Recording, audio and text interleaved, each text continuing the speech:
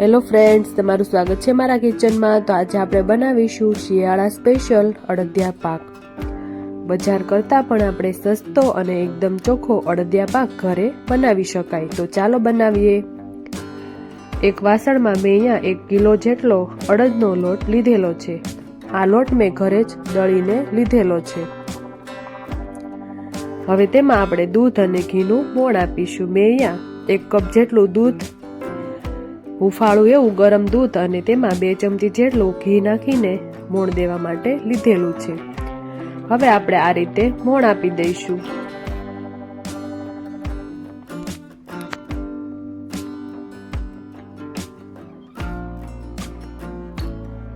જો આ રીતે તમે ઘી અને દૂધ બંનેનું મોણ આપશો તો તમારો અડદિયો એકદમ સોફ્ટ એવો અને પોચો રૂ જેવો બનશે। તો આ રીતે આપણે બરાબર મિક્સ કરી લઈશું।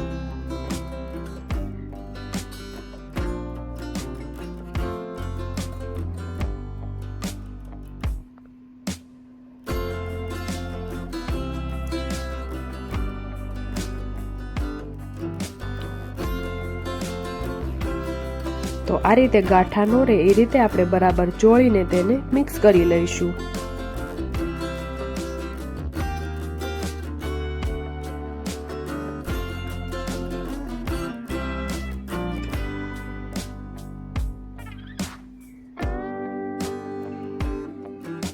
હવે આપણે આ લોટને મિક્સર જારમાં પીસી લઈશું।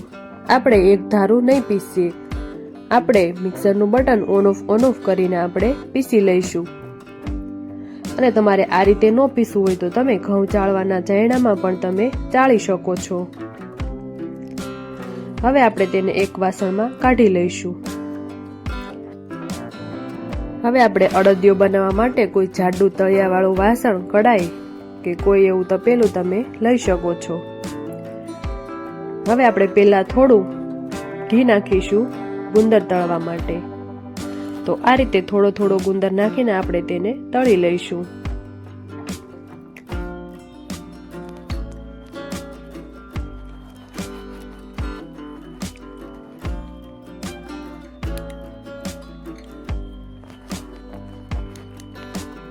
હવે તેને એક વાસણમાં કાઢી લઈશું।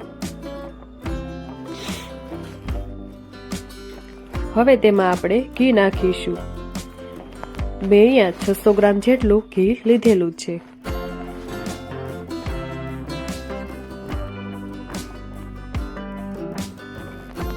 હવે ઘી ગરમ થાય એટલે આપણે તેમાં લોટ નાખીશું અને બરાબર હલાવતા રહીશું।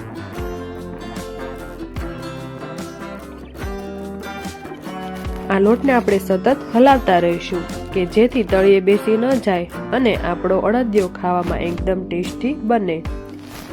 તો લોટ શેકાય છે ત્યાં સુધીમાં અમારા વિડીયોને લાઈક, શેર અને સબસ્ક્રાઇબ કરો અને બેલ આઇકન ઓન કરો કે જેથી નવા વિડીયોની રેસીપી તમારા સુધી પહોંચે।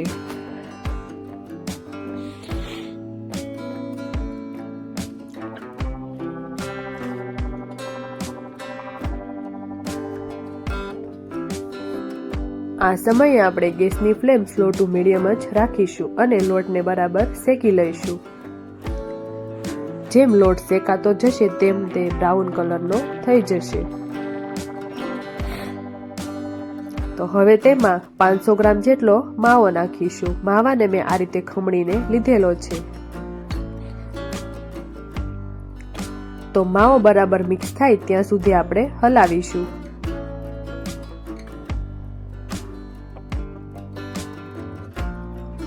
તો માવો પીગળે એટલે આપણે ગેસની ફ્લેમ બંધ કરી દઈશું।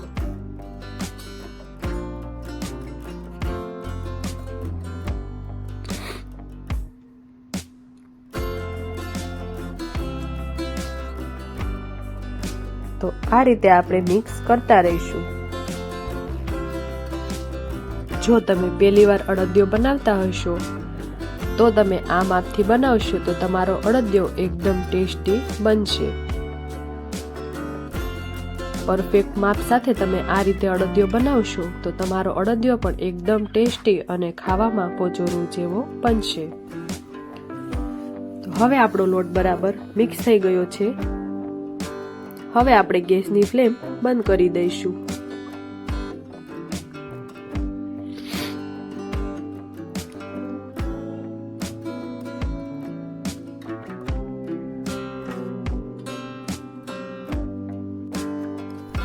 તમે જોઈ શકો છો લોટ પણ બરાબર શેકાઈ ગયો છે અને તેનો કલર પણ બ્રાઉન થઈ ગયો છે.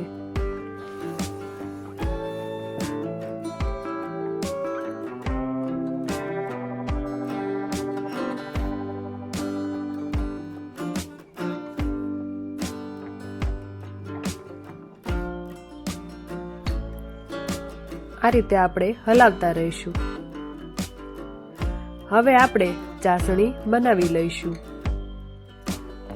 તો એક કડાઈમાં મેં અહીંયા 700 ગ્રામ જેટલી ખાંડ લીધેલી છે.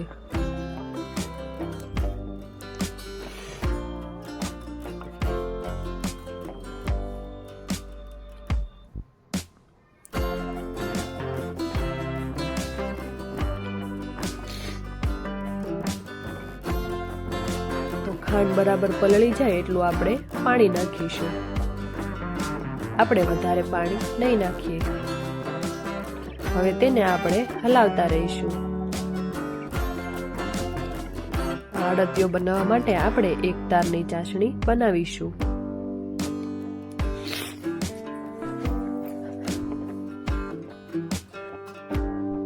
જો તમારે ચાસણી વધારે તારની થઈ જાય તો તમારો અડદિયો છૂટો છૂટો રહેશે, અને જો તમારે એવું થાય તો તમારે તેમાં થોડુંક 2 થી 3 ચમચી જેટલું દૂધ નાખી દેવાનું, એટલે તમારો અડદિયો પરફેક્ટ બનશે.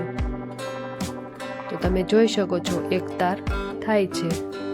તો આપણે આ અડદિયામાં એક તારની ચાસણી બનાવીશું.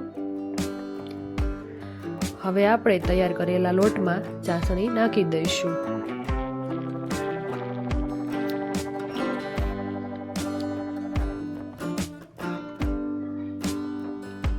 હવે તેને બરાબર મિક્સ કરીશું.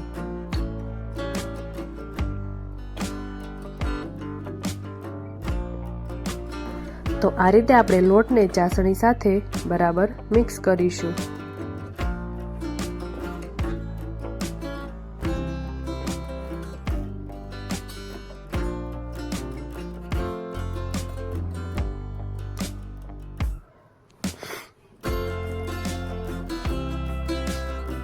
હવે તેમાં 1 કપ જેટલા કાજુના ટુકડા નાખીશું. 1 મોટા કપ જેટલા બદામના ટુકડા નાખીશું અને 2 થી 3 ચમચી જેટલો સૂંઠનો પાવડર નાખીશું. તમે અડદિયાનો મસાલો પણ બનાવીને નાખી શકો છો.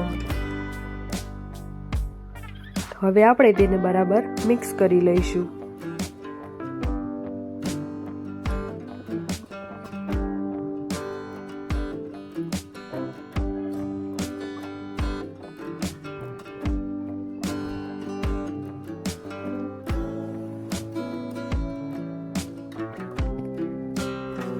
તમે જોઈ શકો છો જેમ આપણું મિશ્રણ ઠંડુ થાય છે તેમ થીક પણ થવા લાગ્યું છે. હવે તેમાં આપણે ઉપરથી થોડું ટોપરું નાખીશું. મેં અહીંયા 250 ગ્રામ જેટલું ટોપરું લીધેલું છે અને 250 ગ્રામ જેટલો ગુંદર લીધેલો છે. તેને આપણે નાખી દઈશું. તો તમે જોઈ શકો છો આપણું મિશ્રણ જેમ ઠંડુ થાય છે તેમ બરાબર મિક્સ થઈને બરાબર તેનું ટેક્સચર આવી ગયું છે.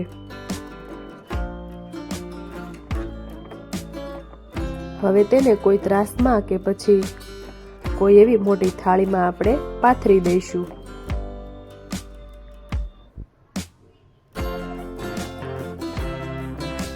તો આ રીતે તમારે જેવા જાડા કે પતલા તમારે પીસ કરવા હોય એ રીતે તમારે નાખવાનું.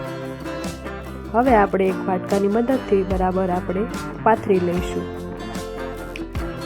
અને આપણે ઉપરની સપાટી લીસી કરી લઈશું.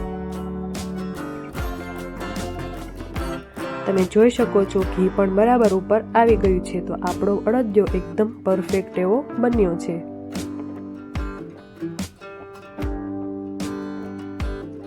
હવે થોડી વાર માટે ઠંડુ થવા દઈશું.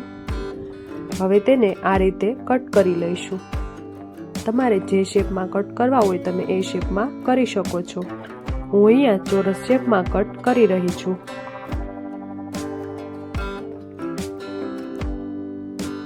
હવે આપણે તેને 1 થી 2 કલાક માટે ઠંડુ થવા દઈશું. પછી આપણે તેને એક પ્લેટમાં સર્વ કરીશું. તો હવે આપણે એક પ્લેટમાં સર્વ કરીશું. તો તૈયાર છે શિયાળા સ્પેશિયલ અડદિયા પાક. જો તમે આ રીતે ક્યારે ન બનાવ્યો હોય તો તમે આ રેસીપી જરૂરથી ટ્રાય કરજો અને મને કમેન્ટ બોક્સમાં જરૂરથી જણાવજો કે તમને આ વિડીયોની રેસીપી કેવી લાગી. આવા જ નવા વિડીયો જોવા માટે અમારી ચેનલને સબસ્ક્રાઇબ કરો અને બેલ આઇકન ઓન કરો. Thank you for watching.